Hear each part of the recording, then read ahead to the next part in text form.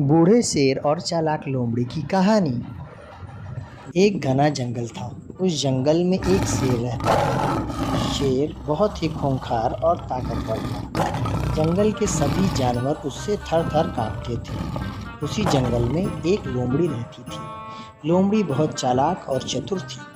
एक बार लोमड़ी जंगल में अपना शिकार तलाश कर रही थी कि अचानक शेर उसके सामने आ जाता है और उस लोमड़ी पर हमला कर देता है और उसे दबोच लेता है।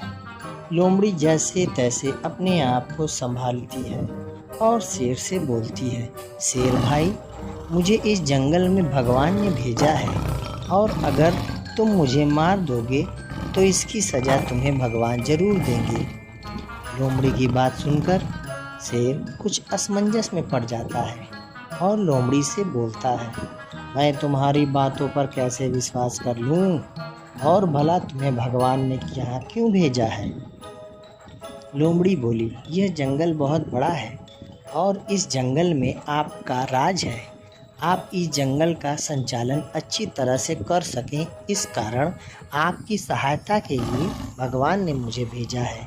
शेर बोला, हो सकता है तुम अपनी जान बचाने के लिए झूठ बोल रही हो। इस बात का क्या प्रमाण है कि तुम्हें भगवान ने ही भेजा है? लोमड़ी बोली, मैं एक लोमड़ी हूँ और इस जंगल के अधिकांश जानवर लोमड़ी से नहीं डरते, किंतु मुझे देखकर जंगल का बड़ा से बड़ा जानवर भी भाग जाता है। अगर आपको विश्वास नहीं होता तो आप मेरे पीछे आइए और खुद देख लीजिए। ठीक है, मैं तुम्हारे पीछे पीछे चलता हूँ और देखता हूँ तुम सच बोल रही हो या झूठ।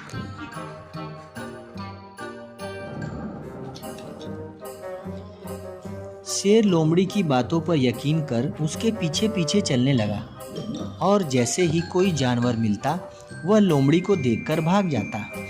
जब शेर को यकीन हो गया कि लोमड़ी को भगवान ने ही भेजा है तो उसे यकीन हो गया। असल में हुआ यह कि लोमड़ी के पीछे शेर था और जंगल के सारे जानवर शेर को देखकर भाग रहे थे, जबकि शेर समझ रहा था कि लोमड़ी को देखकर भाग रहे हैं। अब शेर भी लोमड़ी को सम्मान देने लगा और उसे अपना प्रमुख सलाहकार बना लिया। लोमड़ी को अब भोजन के लिए भटकना नहीं पड़ता, क्योंकि शेर लोमड़ी को भगवान के द्वारा भेजा गया प्राणी समझ रहा था और अपने शिकार में से आधा हिस्सा लोमड़ी को भी दिया करता था। इस प्रकार लोमड़ी अपनी चालाकी से न सिर्फ अपनी जान बचाई बल्कि शेर की सलाहकार बनकर आनंदपूर्वक जीवन अपना यापन करने लगी।